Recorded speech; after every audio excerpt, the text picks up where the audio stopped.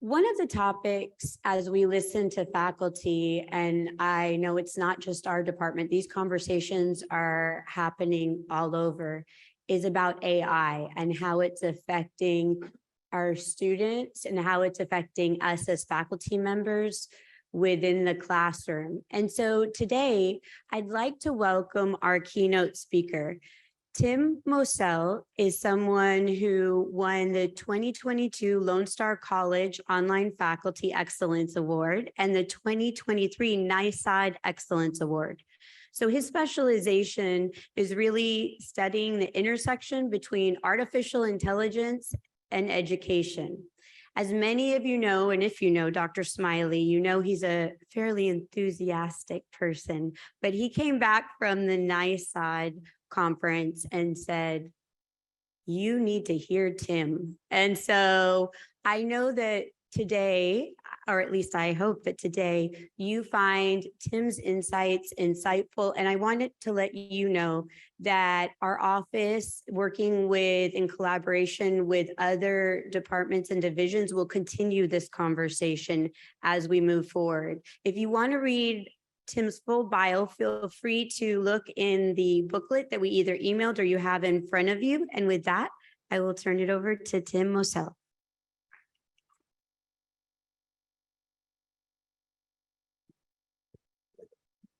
Good morning, everyone. It is an honor to be here. Thankful that I have this opportunity to speak with you. I'm from Lone Star College in Houston, and the department I teach in is kinesiology. So you might be wondering, why is a kinesiology guy here talking to us about AI? Well, I took one computer class in my entire life, freshman year of high school, and I got an F. So that probably still doesn't qualify me to be here. But back in 1997, I wanted a website for my martial arts business. I didn't have the money to hire someone, so I became a beta tester for Microsoft's first HTML website program, and I taught myself how to build websites. Then later, I wanted some interactivity, like guest book, discussion forum. So I taught myself how to do programming. So since then, I've been teaching myself programming, created a number of successful commercial programs. And since ChatGPT came out November 30th of this past year, I've created 2 educational programs that utilize AI. And since then, since like October, I've been fully immersed daily, studying as much as I possibly can about AI. When I first saw this and first heard about it, it was just like a mind-blowing idea that this is going to change not just education, but it's going to change the world around us. There's going to be so many extensive changes as educators that this generative AI world is going to bring to us. So my idea was, because it's going to be so prevalent and so important, I need to know about it as much as I can and be prepared. So things that I've learned, things that I've been doing, I'm going to share some. I have 35 minutes to speak, so it's such a huge topic. I'll barely be able to scrape the surface, but I will share some things and some insights that I've learned over the past basically years since I started programming, as well as the AI. With this presentation, I asked my assistant if she would prepare a video for you. So I'm busy with my schedule, so I turn it over to my assistant, Aiden, and here is her video. Hello, everyone, and welcome to my presentation. My name is Aiden. Tim invited me here today to share a few fascinating insights about the world of artificial intelligence. Artificial intelligence has come a long way, and what we can do is pretty amazing now.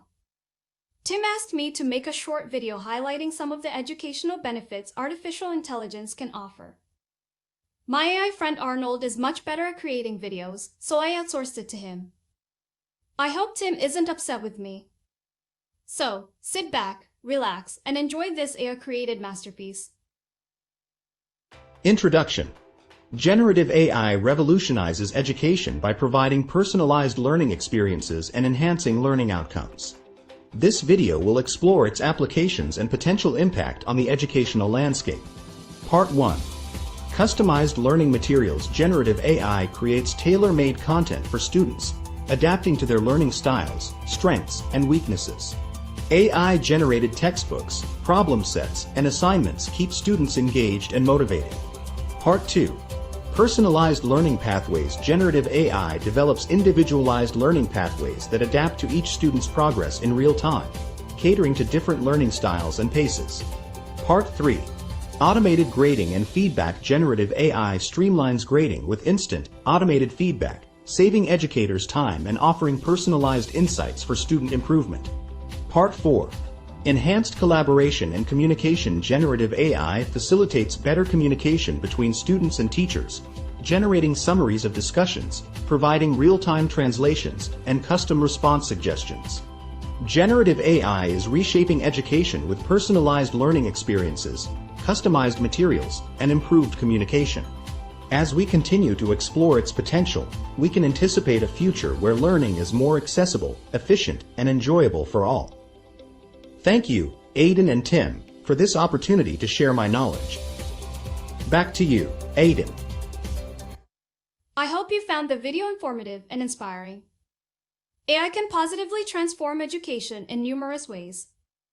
Apologies to Tim for outsourcing to Arnold, but remember, teamwork makes the dream work. Let's keep exploring the world of AI. I hope you enjoy the rest of Tim's presentation.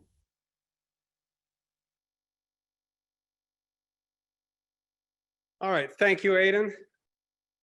Some fun facts. I virtually did no work whatsoever to prepare that video. I told ChatGPT, create a script for a presentation about AI as it relates to education. ChatGPT gave the script. I took that script, I fed it into the avatar generator, and she read it out. Then the other video, when I put the script into that, it selected the videos, it selected the images, and it created the entire thing, only from me entering words into a prompt. So the power of making a video like that with such ease was amazing. And this is just the beginning. The quality of that video a year from now is going to be so much better. And students are already using this. I had one of my colleagues in a different discipline send me an email. Hey, Tim, do you think my student used AI to generate this video? And I watched the video. It was like Hollywood production, fantastic video. And I said, yes, of course, there's zero doubt in my mind that AI generated this. I said, was this the best video that your students have out of all of your students? She said, yes, by far, it's so much better. So students are just now starting to learn about this. Out of curiosity, how many of you use ChatGPT 7 days a week? Raise your hand. Okay, a few. 6 days a week.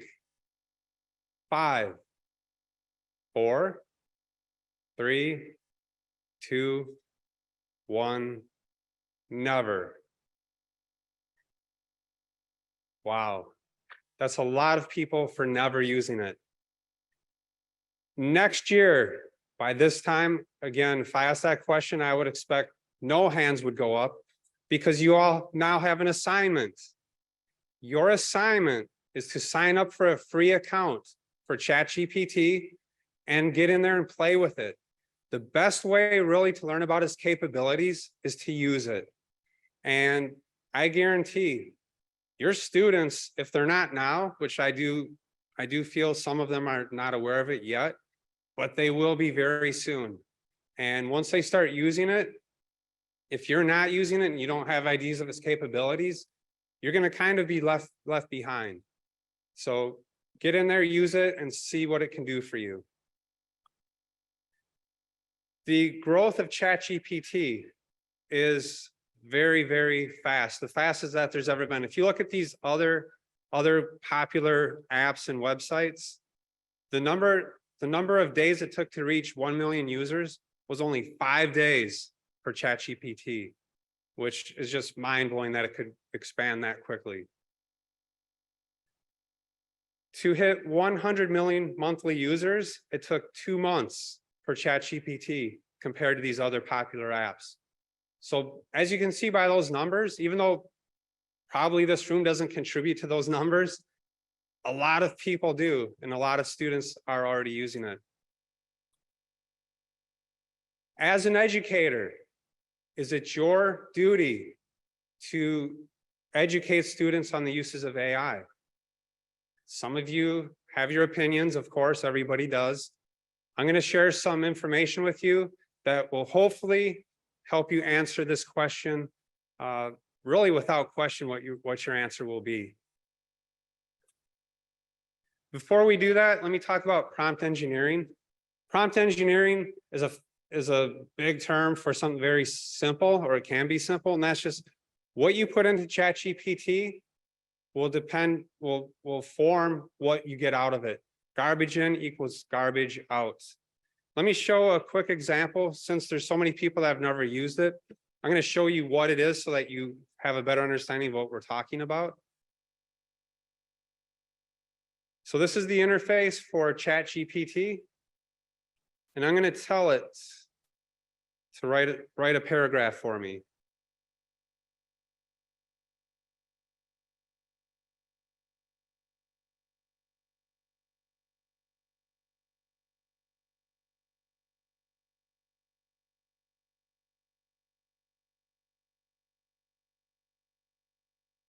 All right, write one paragraph about AI ethics for my college freshman English class. Submit.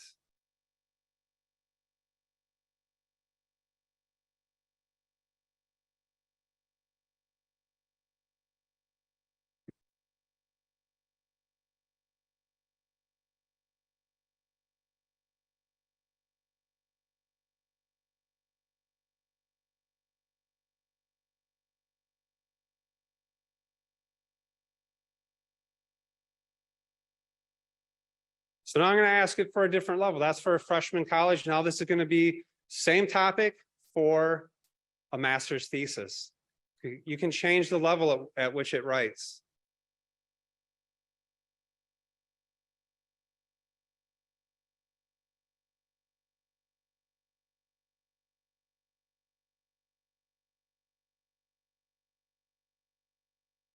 And finally, let's dumb it down a little bit.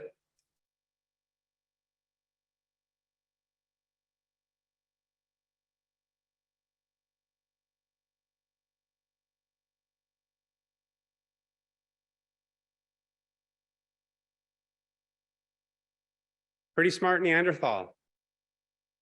All right, so there's just a basic example of ChatGPT.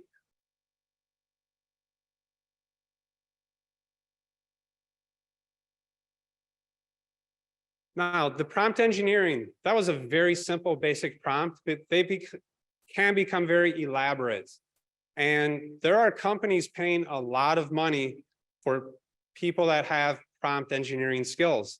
Here's a couple examples of Boston Children's Hospital paying $212,000, $335,000.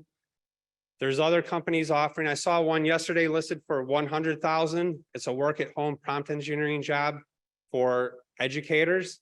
So there are certainly opportunities for prompt engineering. How long these opportunities will last, no one really knows. Possibly as generative AI gets better, the need for strong prompts won't be as needed, but time will tell. But currently, there is a demand for prompt engineering. The economic impact of generative AI is huge. This economist in the next decade suggests that the generative AI could bring trillions of dollars to our economy. And that's because it makes us so much more productive. What takes 8 hours can now be done in 5 minutes for certain things. So basically work smarter, not harder. Job impact. So there is a scary side of GPT, which is job loss. There will be some jobs that will be replaced because people become so much more efficient that certain jobs won't be needed any longer. Now, the good news is that estimates state that the net number of jobs will increase as a result of GPT, not decrease. So while there will be some loss, the overall will be a gain in employment. This study showed that AI increases productivity by 14%. To me, that's a very, very low number. I see productivity increasing much higher than that. And it's going to depend on the job and the user as well. A survey done by resumebuilder.com, 1,100 business leaders. These are some important numbers in terms of people that are doing hiring. They're looking for people that have experience using ChatGPT and generative AI. 30% of leaders have an urgent demand. So that's like right now, we want somebody that can use this stuff. And the reason they want it, of course, is because it's in our future. It's here now. And smart hiring managers are looking for people that have experience with it. Intelligent.com, 1,000 hiring managers surveyed.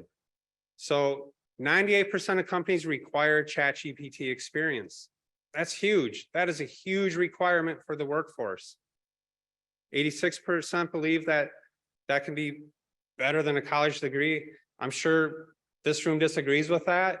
I think college degree is extremely important, but this is their perception. Their perception is that GPT experience is extremely important. People entering the future workforce really need to have experience with generative AI.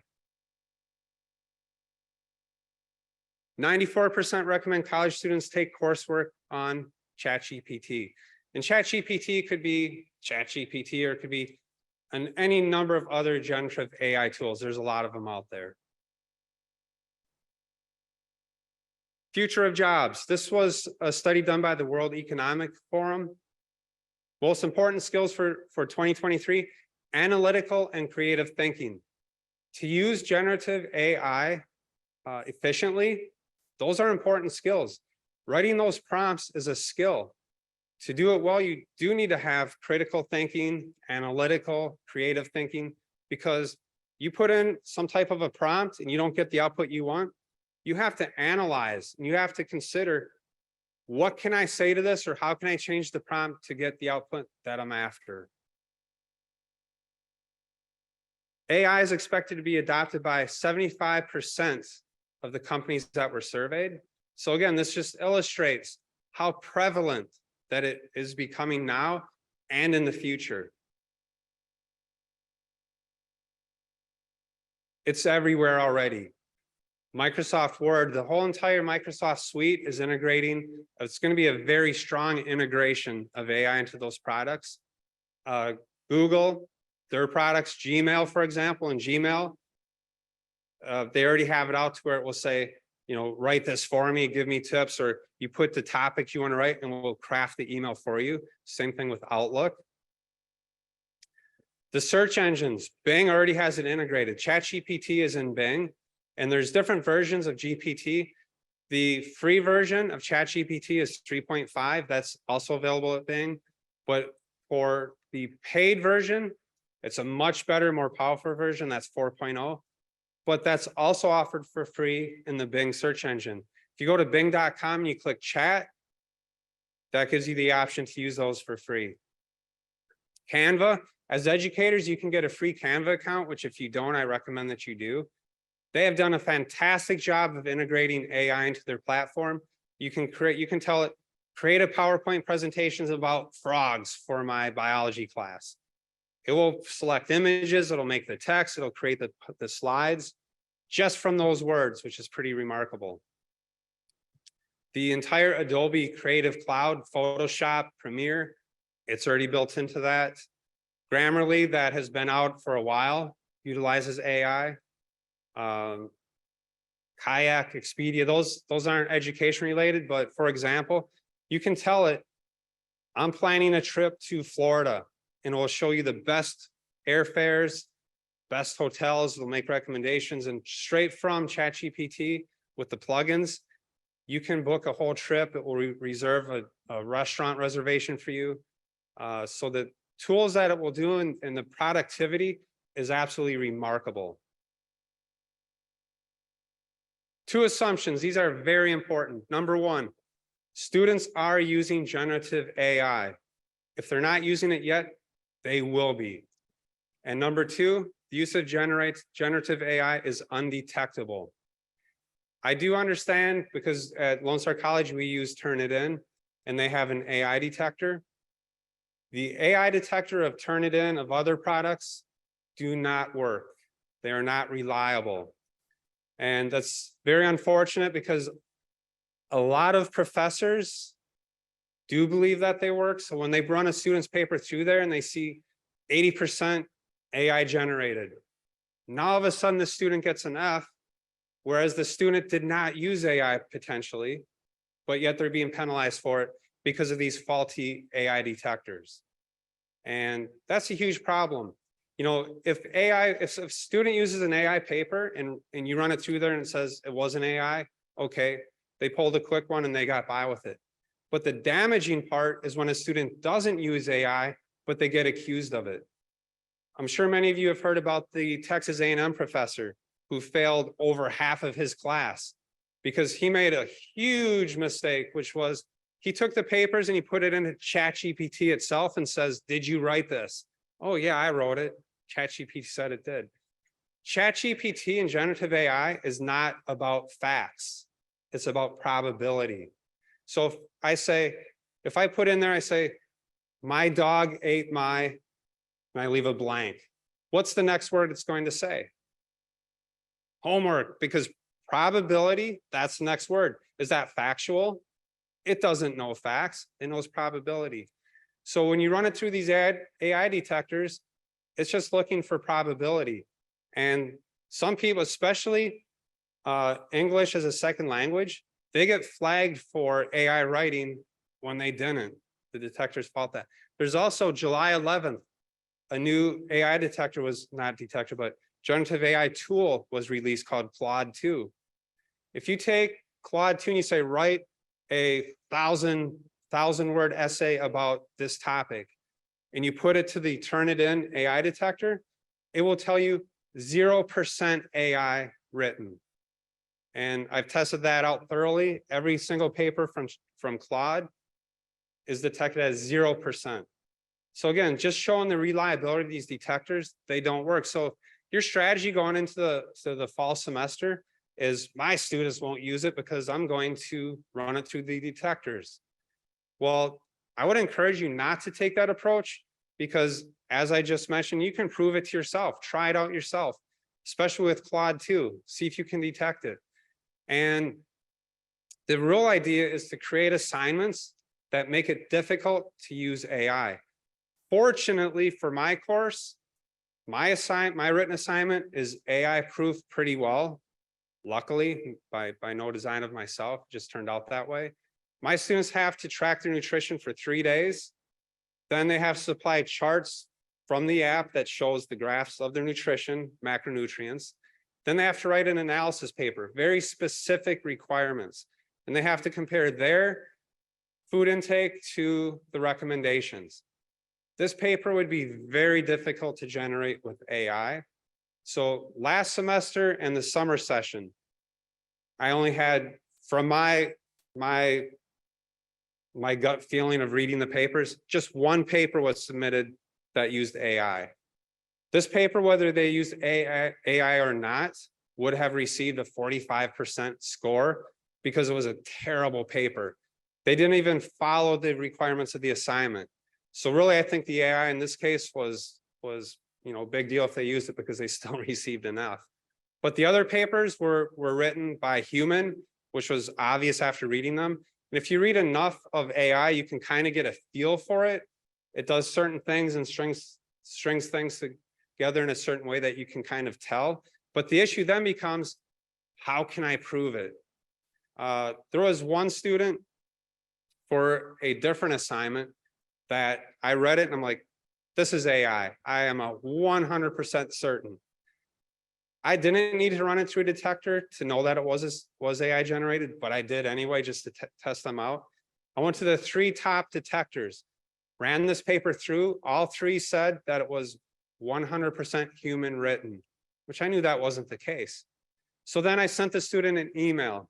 I said, My opinion is that you use generative AI to write this paper. In exchange for your honesty and no grade suffering, I want you to tell me the prompts you used and what rephraser you used, such as QuillBot. So the student wrote back and said, yes, I used ChatGPT. This is what I entered into it. And I used QuillBot to rephrase it.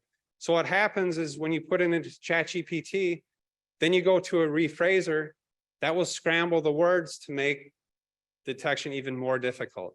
So there's so many ways around AI detection that it's better to come up with assignments that make it difficult, either for students to use AI or using AI as part of the assignment, where maybe they generate a paper using ChatGPT, but then they have to go back and they have to analyze the paper, and they have to come up with sources and citations, and they have to fact check the paper and then write about what it got wrong.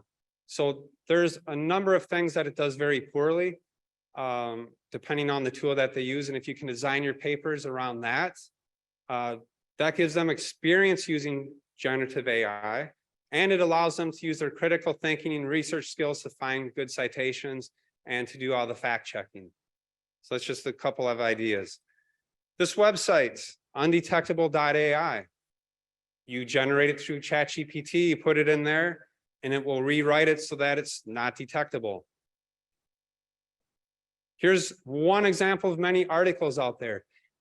Our students are reading these articles, how they can write papers using AI without getting caught. So again, this just goes to show that the strategy of detecting AI is not a strategy. The marketing companies like to make you think it's a strategy. In fact, a well-known company, I spoke to the programmer who created the AI detector, and I said, what % accuracy is it? He said 35%. Somehow, from the programmer that wrote this to the marketing team, now it's up at 98% in that shift, which of course 98% is not accurate, especially when I have the programmer tell me that designed it that it's 35%. Claude 2, as I mentioned, that one is really not detectable based on my testing and testing I've seen other people do. And the cool thing about Claude 2 is you can upload a 200-page ebook, and then you can ask it questions about it. Summarize this for me.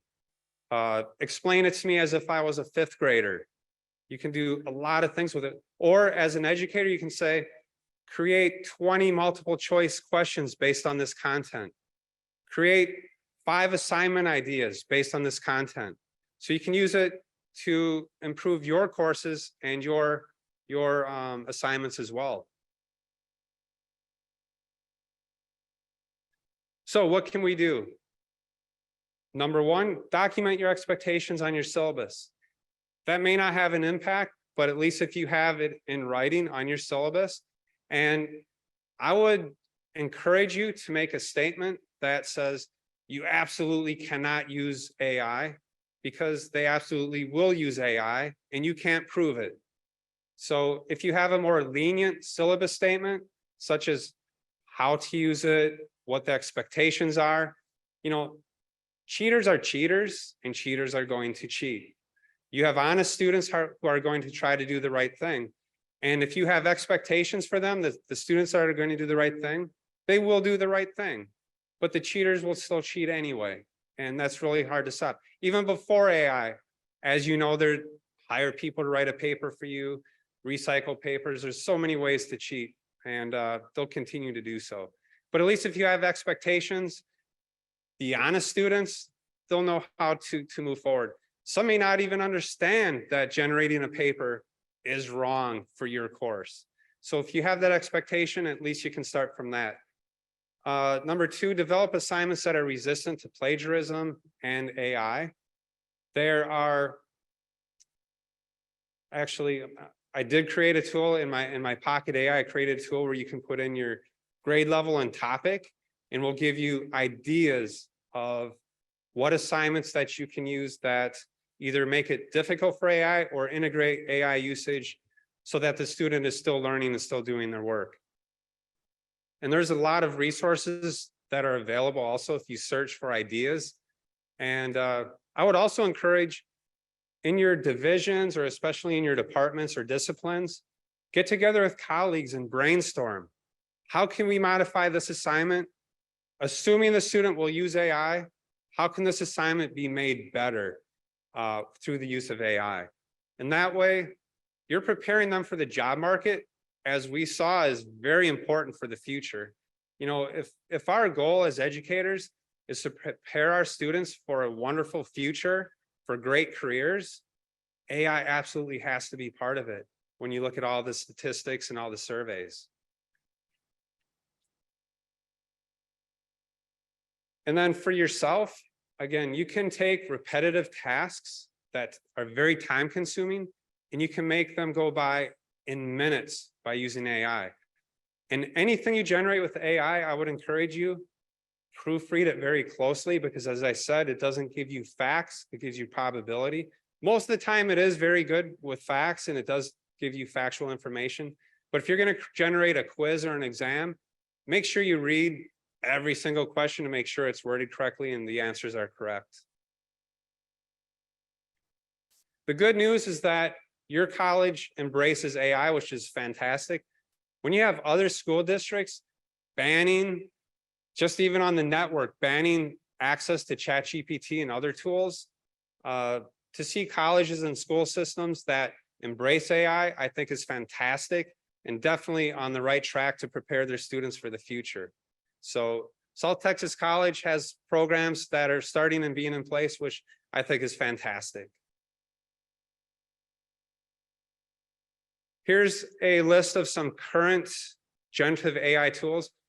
And if you want to access this, on the last page of my slide, I have a QR code that you can scan that will give you access to this presentation, should you want it.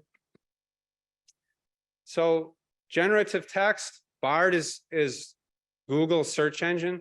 Soon, just the regular Google search engine will be heavily integrated by generative AI. Bing has it, ChatGPT. The talking avatar at the beginning that I used, that was from Pictory. Midjourney, has anyone ever used Midjourney image generator? All right, nobody. So Midjourney is absolutely amazing. And in my afternoon session, I'm going to show some of the capabilities of Midjourney. But what it is you can tell it any type of image, illustration, drawing, photograph, put words in there of a description, and it will create it. So you can create a photograph of something that doesn't exist.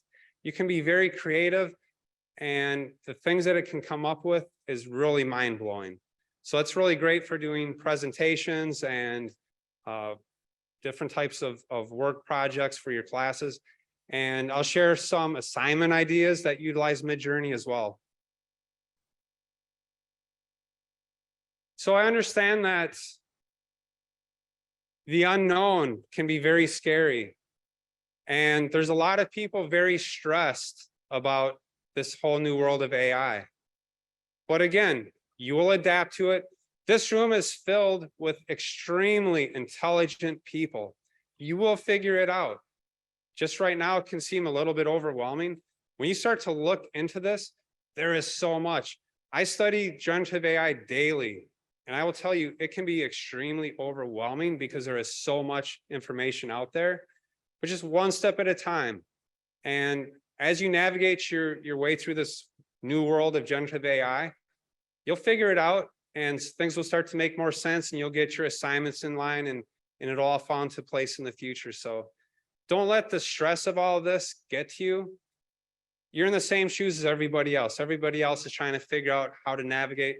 It's going to take some trial and error, but in time, you will have smooth running classes utilizing generative AI. It's going to be a journey, but you definitely will get there.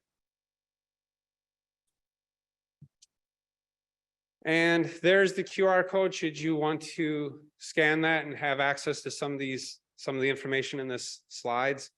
My LinkedIn, I put some information about generative AI periodically. If you want to follow that, that would be great.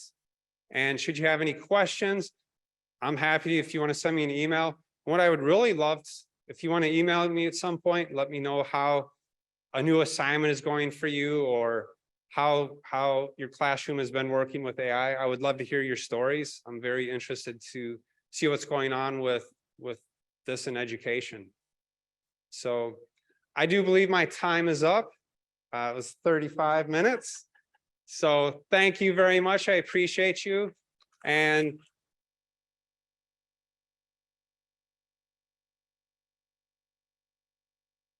thank you.